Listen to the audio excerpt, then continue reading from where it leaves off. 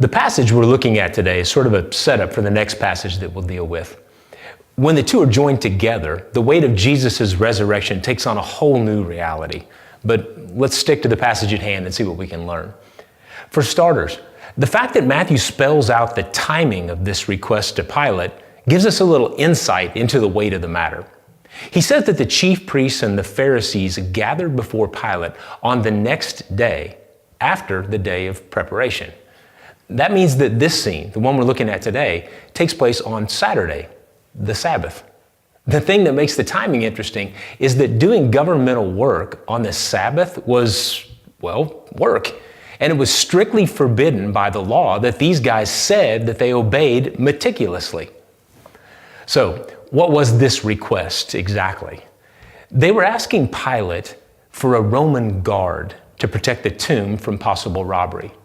Their argument was this: if the disciples decide to steal the body from the tomb when no one's watching, they'll be able to say that Jesus rose from the dead. And that fraud, according to them, would be greater than Jesus' fraudulent claims to be the Messiah while he was living out his life on earth. So Pilate gives them the Roman guard that they're looking for. It would have been a group of 16 world-class soldiers. They divided themselves into 4-man groups, and they stood watch in 3-hour shifts. 12 to 3, 3 to 6, 6 to 9, 9 to 12. During that watch period, each man was responsible for a 6x6 area that connected to the other men and formed a grid. The guard members couldn't sit down or lean against anything while they were on duty. If a guard member fell asleep, he was beaten and burned with his own clothes. But he wasn't the only one executed. The entire 16-man guard unit was executed if only one of the members fell asleep while on duty. The chief priests had temple guards that they could have used for that job, but they understood the impenetrable and reliable nature of the Roman guard, and they were looking for the most secure solution they could possibly find. The tomb was sealed with a Roman seal, and the guard was set. The chance of a group of thieves sneaking past this guard, it's just absurd.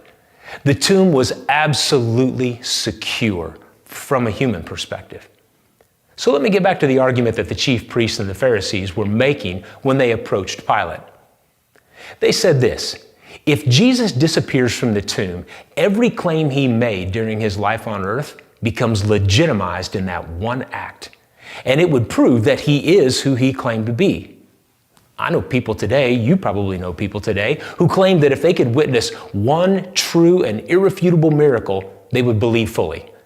But Matthew records this account to make a simple point. If Jesus' tomb is empty, that fact supersedes every other miracle or teaching that Jesus ever performed, because that fact validates every other miracle and teaching. So let me ask you this. When the rise of Christianity was in its infancy and facing all kinds of opposition, wouldn't it have been expeditious for the Jews or the Romans or any other opposing party for that matter to simply find the tomb, produce the dead body of Jesus, and put the whole thing to rest? You see, there is no body in a tomb. That's not a fraud perpetrated by thieves in the night. The fact that Jesus rose from the dead and appeared to his disciples is what gave them the strength to face horrible martyrdom without ever recanting their faith. So what about us? Is Jesus' empty tomb enough proof to compel you to share your faith with someone who might be opposed to hearing it? If a Roman guard couldn't keep Jesus in the grave, why in the world would some social discomfort keep the words of truth and life and love in our mouths?